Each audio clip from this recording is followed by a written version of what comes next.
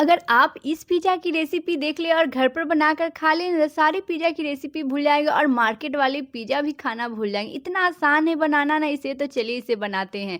इसे बनाने के लिए हम पिज़्ज़ा ब्रेड ले लिए, हमारे पास 2 पिज़्ज़ा ब्रेड है। आप देख सकते हैं इस तरीके से हमारी पिज़्ज़ा ब्रेड है। उसके बाद हम यहाँ पे ले रहे हैं 1 शिमला मिर्च, 1 प्याज़ है और 1 टमाटर है। इसी के साथ हम स्वीट कॉर्न और यहाँ पे पनीर भी यूज़ करेंगे। तो हमने शिमला मिर्च को ना बिल्कुल इस कटिंग कर लीजिए और कटिंग करने के बाद ना प्याज और उसके साथ ना हम टमाटर को कटेंगे, लेकिन कटने कटने का जो तरीका है ना वो बताएंगे आपको, जिससे कि सब्जियां ना बहुत अच्छे से पककर रेडी हो जाएगी। तो इस तरीके से प्याज को अगर आप इस तरीके से कटिंग करते हैं ना बहुत आसानी से कट जाती है। और एक बात को आपको ध्यान देना है, अगर टमाटर आप यूज कर रहे हैं ना, तो टमाटर का जो बीज वाला भाग होता है उसको बिल्कुल मत यूज करिएगा, नहीं तो आपकी पिज्ज़ा सौगी हो सकती है। तो अगर आप इनमें से कोई सब्जियाँ यूज़ करना नहीं चाहते तो मत करिए, उससे भी टेस्टी, क्योंकि इसमें जो मसाले डलाएगा ना वो आपको टेस्टिंग बनाएगी।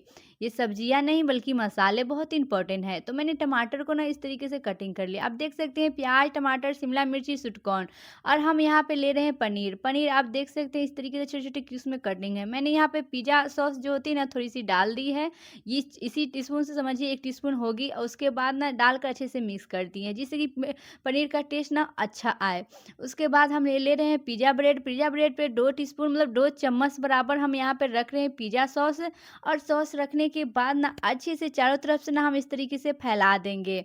फैलाने के बाद जितने भी है ना सब्जियाँ और मसाले सबको डेकोरेट करेंगे एक-एक करके, लेकिन फैलाने का जो तरीका है ना बहुत इम्पोर्टेंट है, शुरू से लेकर लास्ट तक ज़रूर देखिएगा। तो हम यहाँ पे ले रहे हैं मोज़रेला चीज़ हमारी घर पर रखी हुई थी, फ्रिज बंद होने के कारण ये जम गई है, तो मैंने इसे तोड़कर छोटे-छोटे टुकड़ों में मैंने इस तरीके से फैला दी। उसके बाद चिली फ्लेक्स भी मैंने घर पर तैयार की है, क्योंकि रेड वाली जो मिर्ची होती है थोड़ा-सा इसे ड्राई करके और इस तरीके से हमने ग्राइंड कर दी है मिक्सर जार में, फिर इस तरीके से फैला दिए हैं। 2 स्पून बराबर हमारी थी ना ये चिली फ्लेक्स थी। उसके बाद हम यहाँ पे शिमला मिर्ची और प्याज़ इस तरीके से फैला दे रहे हैं चारों तरफ से। और उसके बाद ना हम यहाँ पे जो टमाटर होती है ना, टमाटर को भी फैला रहे हैं इस तरीके। टमाटर फैलाने का कारण मेरा ये था कि दिखने में अच्छा दिखे, क्योंकि रेड रेड वाला जो होता है ना शिमला मिर्च वो मेरे पास नहीं था, इसलिए मैंने यहाँ पे टमाटर यूज़ किए। स्वीटकॉर्न और पनीर को भी इस तरीके से फैला देंगे। उसके बाद यहाँ पे हम ऑर्गेनो होती है ना, ऑर्गेनो फ्लेक्स, उसको हम इस यहाँ पे छींटे, समझिए ना 1 टीस्पून बराबर हमारी ऑर्गेनो थी।